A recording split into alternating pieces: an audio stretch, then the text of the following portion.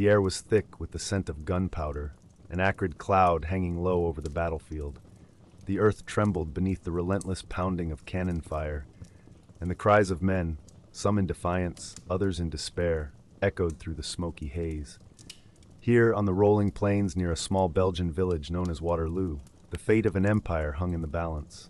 Napoleon Bonaparte, astride his steely gray horse, surveyed the chaos with eyes that had seen countless victories and defeats, the weight of his ambitions pressing upon him like a physical burden. The once invincible emperor, now weary and weathered, stood amidst the cacophony, a solitary figure in the swirling maelstrom of war. Rain drizzled from the leaden sky, mingling with the sweat and blood of soldiers locked in a desperate struggle. The ground was slick and treacherous, each step a battle against the mud that threatened to pull men down into the earth's embrace. As the afternoon wore on, the clamor of battle reached a fever pitch, the clash of steel and the boom of artillery reverberating through the air, a symphony of conflict that marked the twilight of an era. Amidst the turmoil, Napoleon's mind was a tempest of strategy and resolve, his thoughts flickering like the flashes of musket fire that lit the dim battlefield. His gaze swept over his troops, their faces etched with determination and fear, their bodies locked in the desperate dance of war. This was not just a battle, it was a reckoning, a moment that would echo through history long after the smoke had cleared and the dead were laid to rest.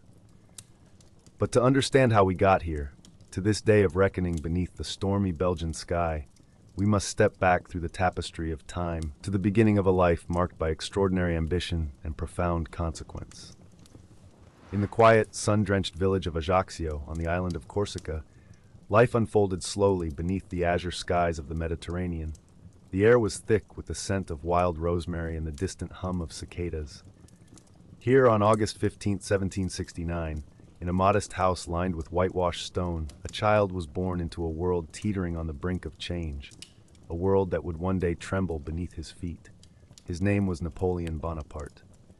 Corsica, a rugged island brushed by the salty winds of the Tyrrhenian Sea, had recently been claimed by France, a fact that simmered with tension among its fiercely independent inhabitants. The Bonaparte family, though minor nobility, struggled against the backdrop of this new French dominion.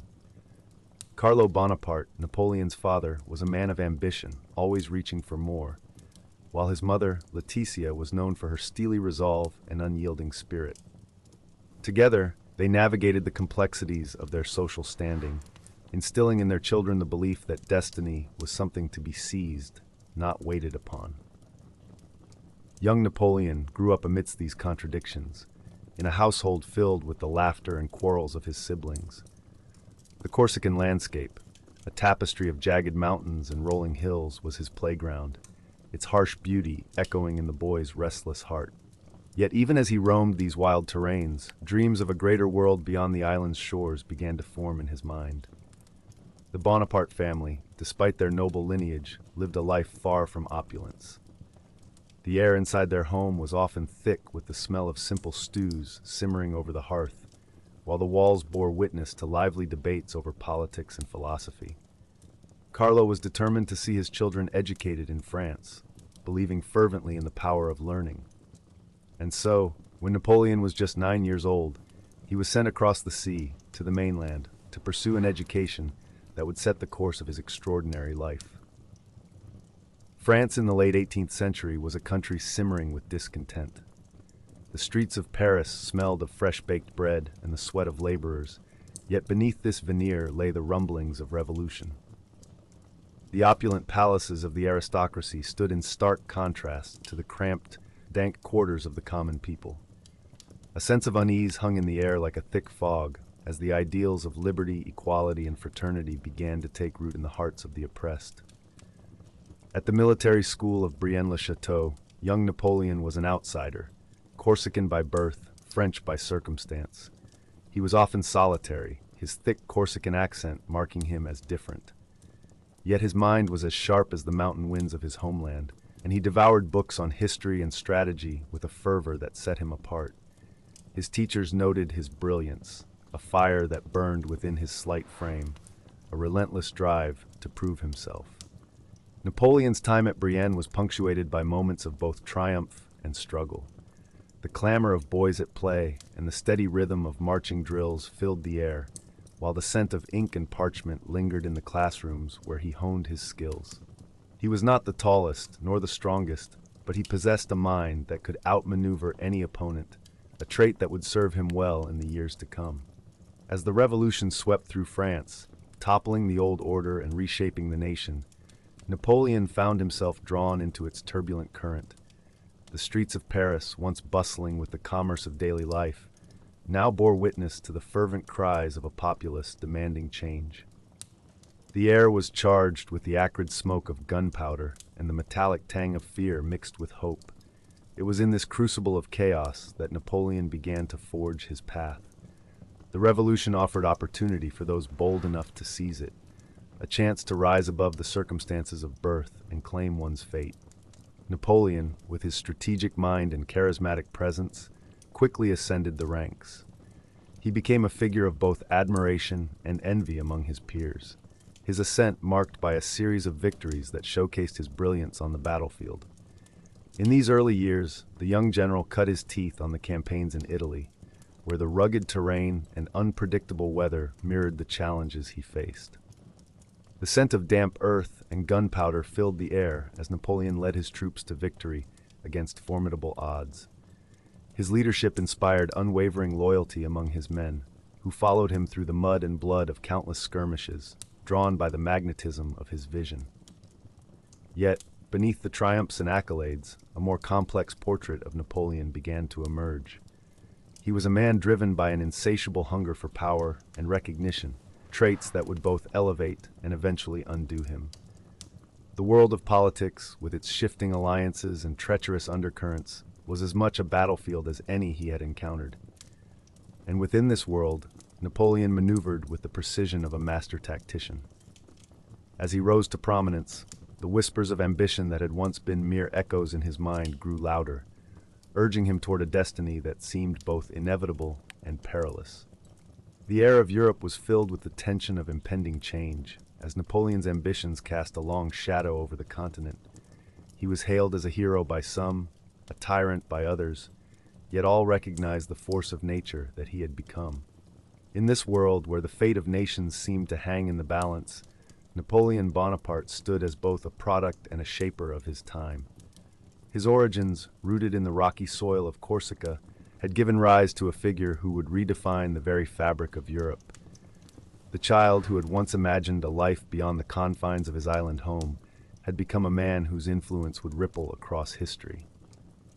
As the night deepens and the story unfolds, we find ourselves drawn into the quietude of reflection, where the past whispers its secrets, and the future remains shrouded in the mists of possibility.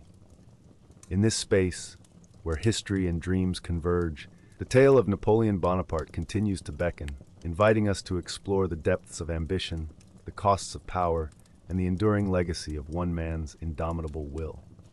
In the dim corridors of the military schools, where young Napoleon Bonaparte honed his mind and molded his ambitions, whispers carried dreams of glory, and the scent of chalk and gunpowder mingled.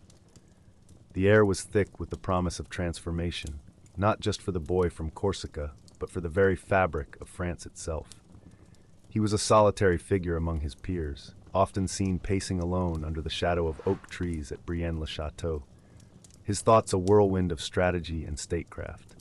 For young Napoleon, the world was a chessboard, and he was determined to command the pieces. The revolution erupted like a storm, sweeping through the streets of Paris with cries of liberty, equality, fraternity. It was 1789, and France was aflame with change. The old order crumbled, and with it, new opportunities arose for those daring enough to seize them. Napoleon, a lieutenant of artillery, felt the tremors of this new era deep within his bones. To him, it was an invitation to ascend. The smell of smoke lingered in the air, mingling with the metallic tang of blood, as the Bastille fell and the monarchy teetered on the brink of collapse.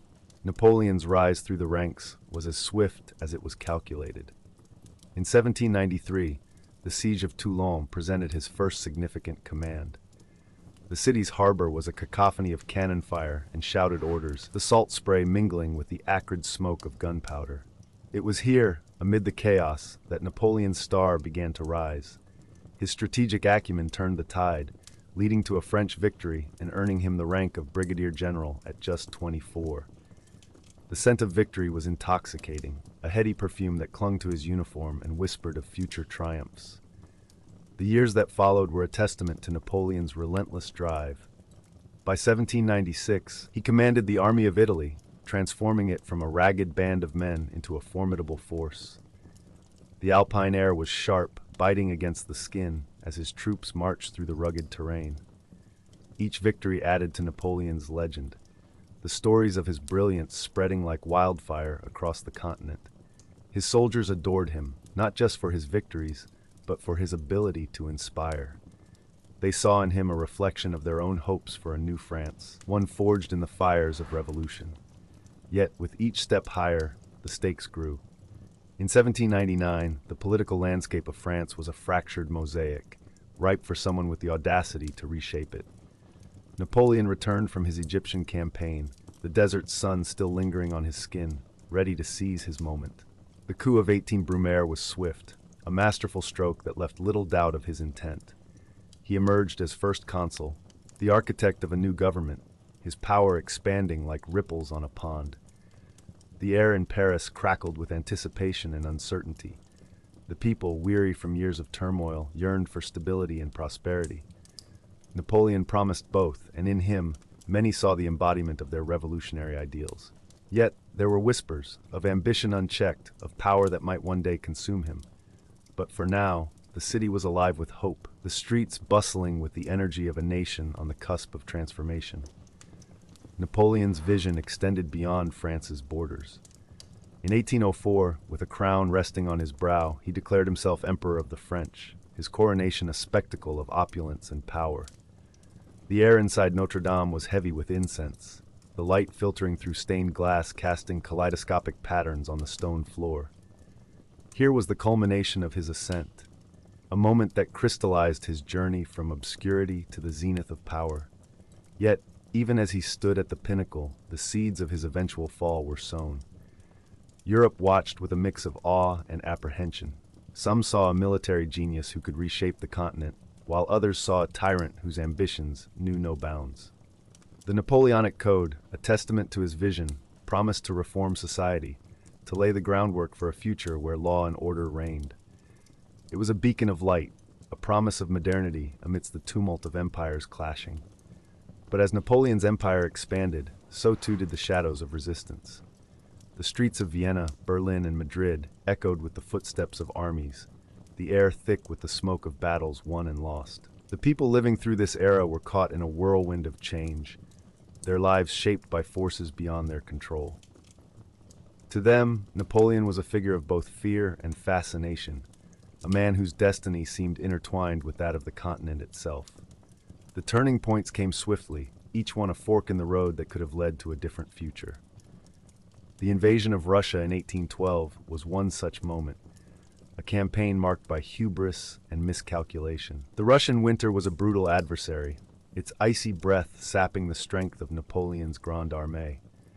The once mighty force was reduced to a mere fraction of its former self, the retreat a haunting march through snow and silence. The following year at the Battle of Leipzig, the tides turned decisively against him. The ground shook with the thunder of artillery, the cries of wounded men rising above the din. This was the beginning of the end, a realization that dawned slowly, the inevitability of his downfall settling like a chill. Yet, even in defeat, Napoleon's legend endured. The 100 Days, his brief return to power in 1815, was a final act of defiance, a testament to his indomitable will. But the Battle of Waterloo was the final curtain. The fields of Belgium were soaked with rain and blood, the skies heavy with the weight of destiny. As the dust settled, the echoes of cannon fire faded into silence, a new chapter began.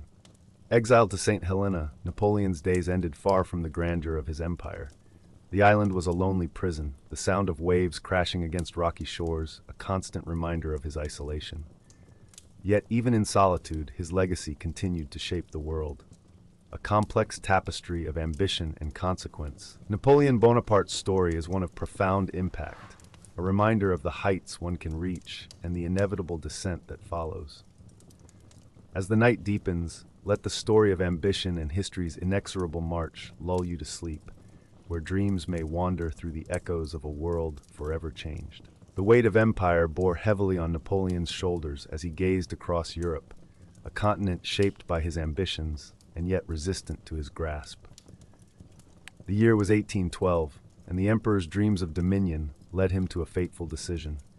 It was a decision etched in frost and fire, one that would alter the course of his life and the fate of nations. The air, crisp and biting, carried the scent of pine and smoke as over 600,000 soldiers, the Grande Armée, prepared to march into the heart of Russia. Napoleon, with his sharp gaze and commanding presence, believed in the inevitability of his triumph. But the vast, unforgiving expanse of Russia awaited him, a land that would soon reveal its unyielding nature. The invasion began on a June morning, with the sun casting long shadows over the fields. The rhythmic march of boots drummed a steady cadence, a symphony of war that drowned out the calls of distant birds. Each step carried them deeper into a landscape both foreign and familiar, where the promise of victory seemed just beyond the horizon. As the army advanced, the skies remained clear, the air warm, a deceptive prelude to the trials that lay ahead. Villages were abandoned, their inhabitants vanished like ghosts, leaving behind only the echo of their footsteps and the lingering scent of hastily extinguished fires. By the time they reached Moscow, the city stood eerily silent, its streets deserted save for the whisper of the wind through the trees. The Russian strategy of scorched earth had left nothing for the invaders to claim, and the hollow victory turned bitter in their mouths as the flames consumed what remained. Napoleon, standing amidst the ruins, felt the chill of realization seep into his bones. This conquest was no victory at all. The days stretched into weeks, the autumn air growing colder with each passing day, and as the first snowflakes kissed the earth, the retreat began. The journey back was a harrowing odyssey through ice and despair.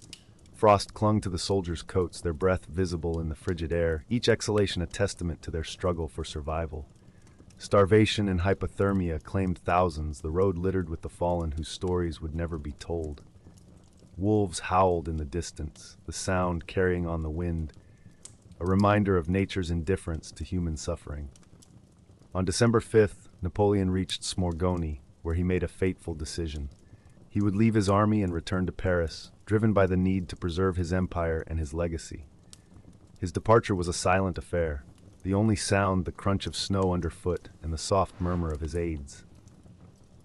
As he rode away, the weight of his choices pressed heavily upon him, the shadow of defeat looming large in his mind. The news of the Russian disaster spread swiftly across Europe, like the crackle of a fire racing through dry grass. In the salons and courts of the continent, whispers of rebellion and dissent grew louder. Nations that had once trembled before Napoleon's might now saw an opportunity to rise against him. The coalition, a formidable alliance of Britain, Russia, Prussia, and Austria, gathered their forces, determined to end his reign. In October 1813, at the Battle of Leipzig, known as the Battle of Nations, Napoleon faced his adversaries in a confrontation that would become the largest and bloodiest battle of the Napoleonic Wars. The air was thick with the acrid scent of gunpowder, and the ground trembled beneath the thunderous roar of cannon fire.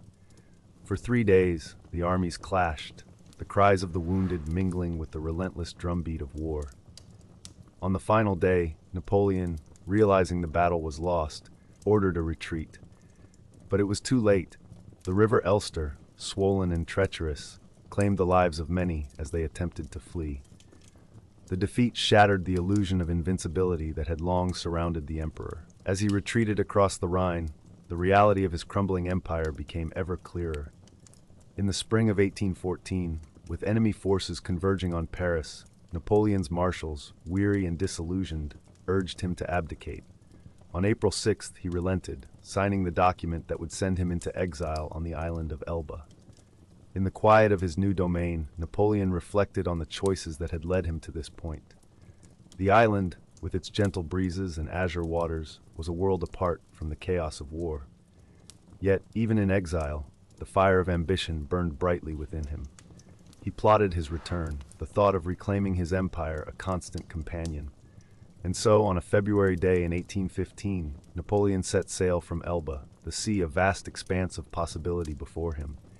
As he landed on the shores of France, the air was filled with the cries of "Vive l'Empereur," a testament to the enduring loyalty of his followers. The 100 Days had begun, a final, desperate bid for glory. His return was swift and decisive. The path to Paris was lined with supporters, their cheers echoing through the valleys and hills. In the capital, he resumed his role as emperor, the city alive with the buzz of anticipation. Yet the specter of conflict loomed large, and the coalition, unyielding in their resolve, prepared to meet him once more. On June 18, 1815, at Waterloo, the fate of Napoleon and his empire was sealed. The battlefield, a tapestry of mud and blood, bore witness to the final stand of a man whose name had once struck fear into the hearts of kings. As the rain fell in steady sheets, the cries of men and the clash of steel filled the air, a cacophony of struggle and defiance. By evening, the battle was lost. The emperor's dreams dashed against the relentless tide of history. As the sun dipped below the horizon, casting its final light over the field, Napoleon turned his gaze to the future, a future that would lead him to the remote island of St. Helena. It was here, in the isolation of the South Atlantic, that he would spend his remaining days, the roar of the ocean a constant reminder of the world he had once sought to conquer. And so, the story of Napoleon Bonaparte, a tale of ambition and consequence, of rise and fall, drifted into the realm of legend. As the world moved on, his legacy endured, a complex tapestry woven with the threads of triumph and tragedy. The echoes of his life, like the soft whisper of a lullaby, lingered in the night air, a story to be pondered as sleep gently claimed the listener. The morning of October 16, 1813, broke cold and misty over Leipzig. The city lay shrouded in a thick fog, a fitting veil for the stage on which the destiny of Europe would soon be decided. The air was heavy with anticipation, punctuated only by the distant clatter of hooves on cobblestones and the sharp bark of orders as they sliced through the murk. Somewhere beyond the veil of gray, Napoleon Bonaparte stood, surrounded by a sea of soldiers whose breath rose in visible plumes, each exhalation a testament to the chill that crept into their bones. Napoleon, once the indomitable force that had reshaped a continent, found himself encircled by the coalition forces. The Battle of the Nations, as it would come to be known, was a convergence of titanic proportions. Over 600,000 men gathered in a titanic struggle that would ripple through history. The earth beneath them, damp from the morning dew, would soon be churned into a quagmire by the relentless march of boots and hooves. The smell of gunpowder would soon mingle with the autumnal scent of decaying leaves, creating a bitter perfume that clung to the air. As the sun climbed higher, the mist began to lift, revealing the sprawling fields and villages that would serve as the backdrop for this monumental clash. Napoleon, his face etched with the lines of worry and wariness, surveyed the expanse before him. His once boundless ambition had brought him to this moment, a moment teetering on the edge of oblivion. The Grande Armée, which had once seemed invincible, now stood diminished, battered by years of relentless campaigning and the disastrous retreat from Russia. The first cannon fired, its thunderous roar rolling across the plains, signaling the beginning of the end. The battle unfolded with a ferocity unmatched in its scope. The ground trembled under the weight of advancing columns, and the air quivered with the shrieks of artillery shells. Men shouted and screamed, their cries a chaotic symphony that echoed in the ears of all who bore witness. Amidst this tumult, Napoleon remained a solitary figure, his mind a maelstrom of calculations and decisions. He rode through the ranks, his eyes scanning the horizon for signs of hope or despair. His presence, once a beacon of inspiration, now carried the weight of desperation. The realization had settled over him like a shroud.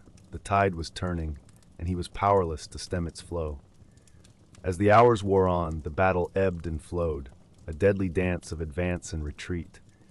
The French lines held, then faltered, then regrouped, each movement a testament to the resilience and determination of the men who fought beneath the imperial eagle.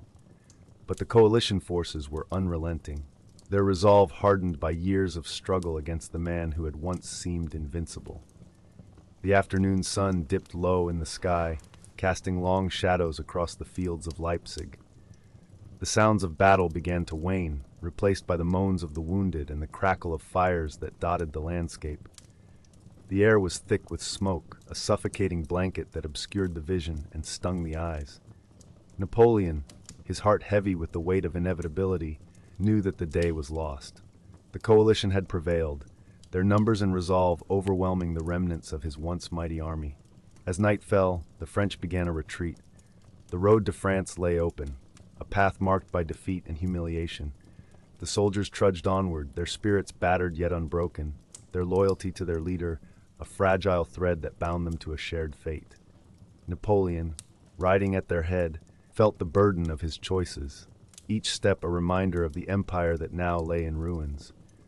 The defeat at Leipzig marked a turning point, the moment when the tide of history shifted irrevocably. The dream of a unified Europe under French rule had crumbled, leaving in its wake a fragmented continent slowly piecing itself back together. Yet, even in defeat, the ideas that Napoleon had championed, the reforms, the legal codes, the notion of meritocracy, endured, echoing through the corridors of time. In the days that followed, the echoes of Leipzig resonated throughout Europe. The news of Napoleon's defeat spread like wildfire, reaching the farthest corners of a continent long weary of war. The coalition forces pressed their advantage, advancing toward the heart of France with renewed vigor. Napoleon, resilient as ever, prepared to defend his homeland, driven by the indomitable spirit that had defined his rise to power. But even as he rallied his forces, the winds of change swept through the land. The old order, shaken by years of revolution and conflict, began to reassert itself, seeking to reclaim the power and privilege that had been so violently torn away. In every capital, leaders pondered the future, their thoughts turning to the promise and peril of a world forever altered by the man from Corsica. In the quiet moments as the fires burned low and the world slipped into slumber, Napoleon reflected on his legacy. He saw himself as a man of destiny, a figure who had dared to dream beyond the constraints of his time. Yet he was also a man fallible and flawed, whose ambitions had led to untold suffering. And so, as the night deepened, the story of Napoleon Bonaparte, Emperor of the French, continued to unfold, a tale of rise and fall, of courage and consequence, a narrative woven into the very fabric of history itself. The world would never be the same, shaped forever by the dreams and deeds of a singular man whose shadow loomed large over the annals of time. In that stillness, as the stars wheeled overhead and the earth turned quietly beneath them, the people of Europe settled into a tentative peace. The blood-soaked fields of Leipzig lay silent, a testament to the cost of ambition, the price of power, and the enduring resilience of the human spirit. And in the hearts of those who had lived through it, the echoes of that fateful day whispered softly, lulling them into the embrace of sleep. In the stillness of the early dawn, the fields around Leipzig lay shrouded in a heavy mist. The ground was littered with the remnants of a battle that had raged for days, from the broken weapons and tattered banners to the silent forms of men who had given their all. It was October 1813, and the Battle of the Nations had drawn to a bloody close. The air was thick with the smell of gunpowder and the damp earth, mingling with the faint cries of the wounded who still clung to life. Napoleon's army, once a formidable force, now lay in disarray. The Grande Armée, which had once marched triumphantly across Europe, was now a shadow of its former self. Over 100,000 men had fallen, wounded or captured, and the survivors looked more like specters than soldiers, hollow-eyed and weary, their uniforms stained with mud and blood. The emperor himself, usually so composed and indomitable, was a man beset by shadows, his dreams of empire slipping through his fingers like sand. In the days that followed the battle, the city of Leipzig became a somber tableau of human suffering and resilience. The streets were clogged with wagons carrying the wounded to makeshift hospitals, where the air was filled with the groans of men and the hurried footsteps of surgeons. The churches and schools were turned into wards, their altars and desks now bearing the weight of injured limbs and bandaged heads. In the quiet corners, prayers were whispered for mercy and healing, echoing softly against the stone walls. Outside the city, The fields where armies had clashed were now dotted with hastily dug graves. Farmers and townsfolk, their faces etched with grief, worked tirelessly to bury the dead, their shovels biting into the cold earth with a steady rhythm. The land would bear these scars for years to come, the soil enriched by the sacrifice of so many. As the days grew shorter and the nights longer, the people of Leipzig began to rebuild their lives. Each act of reconstruction a defiance against the destruction they had witnessed. For Napoleon, the aftermath was a time of reckoning. News of the defeat spread quickly across Europe, carried by word of mouth and the urgent dispatches of diplomats. The coalition of forces arrayed against him sensed weakness, and the whispers of rebellion grew louder. In Paris, the mood shifted from anxious anticipation to a palpable fear of what was to come. The emperor's once unquestioned authority was now fraught with doubt, his supporters wavering under the weight of such an unexpected turn. Yet even in the face of such adversity, Napoleon's resolve did not waver.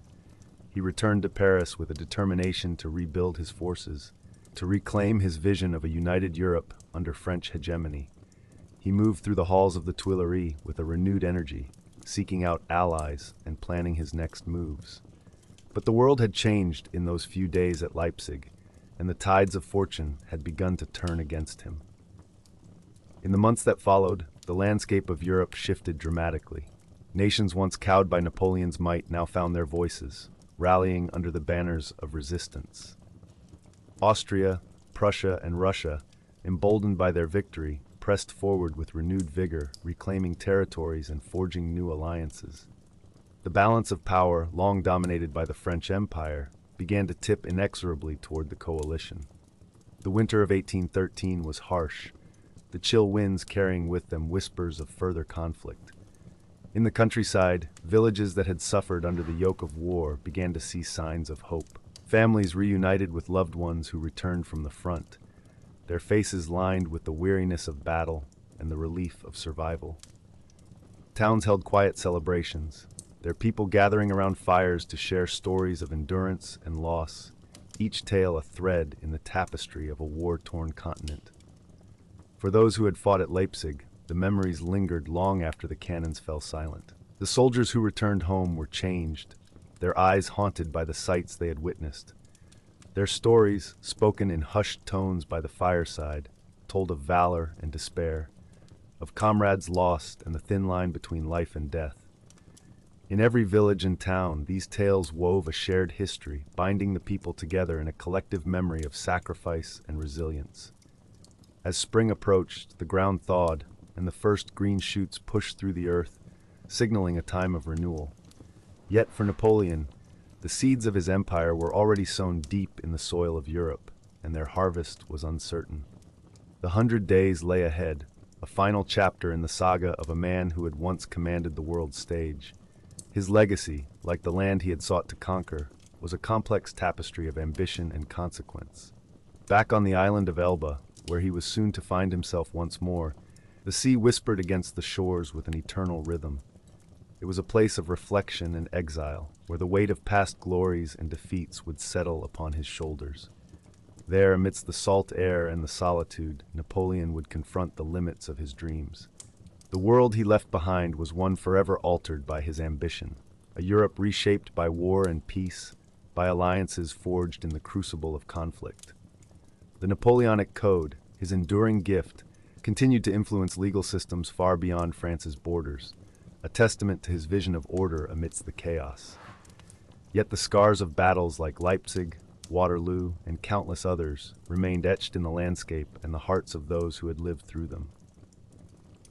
In the quiet of the night, as the stars wheeled overhead, the story of Napoleon Bonaparte settled into history's embrace. His rise, his fall, and the legacy he left behind were a testament to the complexities of power and the enduring nature of human aspiration.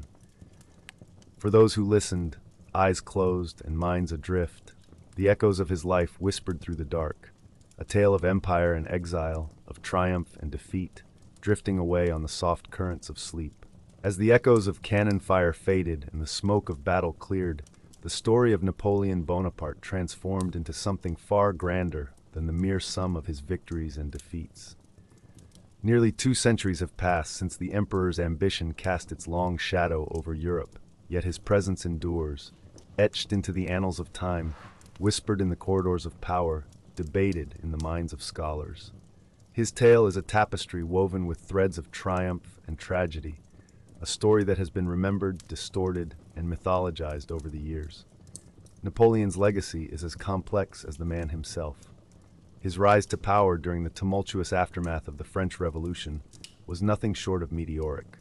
The once obscure artillery officer from Corsica became the architect of a vast empire, reshaping the map of Europe with each campaign. But his ambitions were not confined to territorial conquests alone. Napoleon sought to reform society, to implement a vision of order and progress that would outlast his reign. The Napoleonic Code, promulgated in 1804, stands as a testament to this vision. Its influence rippled across continents, laying the foundation for modern legal systems that prioritize equality before the law, the sanctity of contracts, and the protection of property.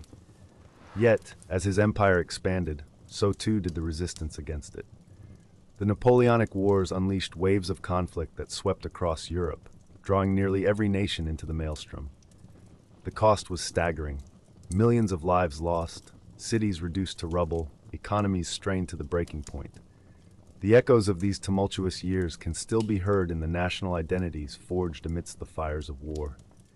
In Spain, the Peninsular War sowed the seeds of nationalism, while in Germany, the struggle against French domination became a crucible for unity, eventually paving the way for the rise of a unified German state.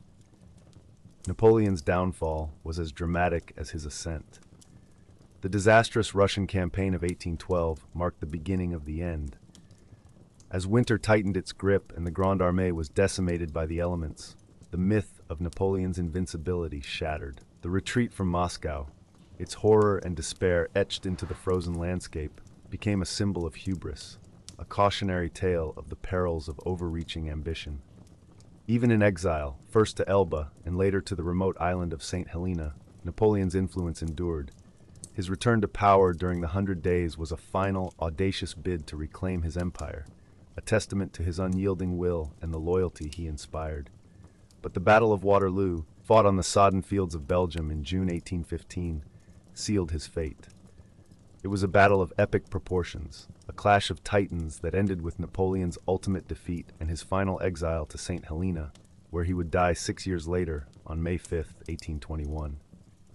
In the years that followed, the world grappled with the legacy of Napoleon. To some, he was a tyrant, a despot whose insatiable appetite for power wrought untold suffering. To others, he was a military genius, a visionary leader whose reforms heralded a new era of modernity. The truth, as is often the case, lies somewhere in between. Napoleon was a product of his time, a man of extraordinary talent and ambition, who both shaped and was shaped by the forces of history. As the 19th century gave way to the 20th, Napoleon became a figure of legend. Artists and writers, inspired by his story, immortalized him in works of art and literature. In France, his image adorned monuments and boulevards. In England, his name became a byword for military prowess.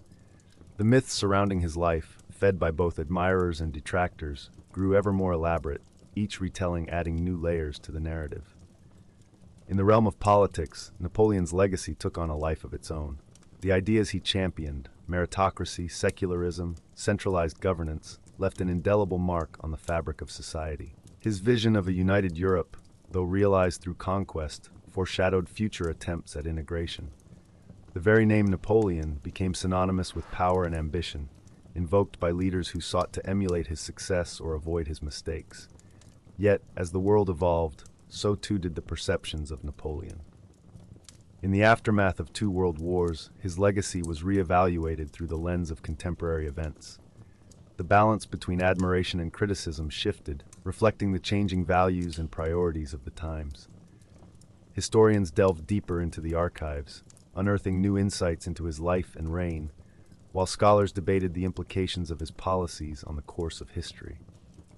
As we drift into the present, the story of Napoleon Bonaparte remains a cautionary tale, a reminder of the delicate balance between ambition and restraint, of the fine line between heroism and tyranny. His life is a testament to the complexity of human nature, the dual capacity for greatness and folly that resides within us all. The legacy of Napoleon is not merely a relic of the past, but a living thread that weaves through the fabric of our modern world. We owe much to the transformations he set in motion, the legal and social reforms that continue to shape our societies. Yet we are also reminded of the cost of unchecked ambition, the devastation that can ensue when power is wielded without regard for its consequences. As the world turns and the night deepens, the story of Napoleon serves as both a beacon and a warning. A narrative that invites reflection and contemplation, urging us to ponder the lessons of history as we drift into slumber. And as the final words of this tale settle into the quiet of the night, we find ourselves lulled by the gentle reminder that history, with all its triumphs and tragedies, is but a reflection of the human spirit, ever searching, ever striving, ever dreaming. The life of Napoleon Bonaparte, with all its grandiosity and downfall, whispers an eternal tale of human nature, a tapestry woven with ambition, power, love, and loss. It beckons us to ponder the ceaseless drive for greatness that resides within the human heart. From the windswept shores of Corsica to the echoing halls of St. Helena, Napoleon's journey was marked by an insatiable hunger for triumph. His story is a reminder of the heights we seek to scale, fueled by desire and vision, and the precipices from which we can so easily fall. Power, so alluring and intoxicating, becomes both a beacon and a burden. For Napoleon, the crown glittered with promises of legacy and reform, yet it also cast shadows of tyranny and war. The essence of his reign lies in this duality, the creation of a new order under the Napoleonic Code, alongside the relentless march of his armies across Europe. In the quiet of night, perhaps he reflected on the lives touched and torn by his dreams, a reflection of the human capacity to create and destroy. Yet, amidst the clamor of battles and the solitude of exile, there lies a quieter story, one of survival. Even in the face of defeat, Napoleon's spirit never ceased to rise, embodying resilience and the indomitable will to reclaim lost glory, if only for a fleeting 100 days. His legacy is both a cautionary tale and a testament to human endurance, the echo of footsteps that tread bravely into the unknown. As you drift into sleep, let the echoes of Napoleon's journey cradle your thoughts. Consider the ambitions that stir within you, the power you wield, and the love and loss that shape your path. His story is not just his own, it is ours, a story of the heights we reach for and the dreams we dare to dream under the quiet canopy of night.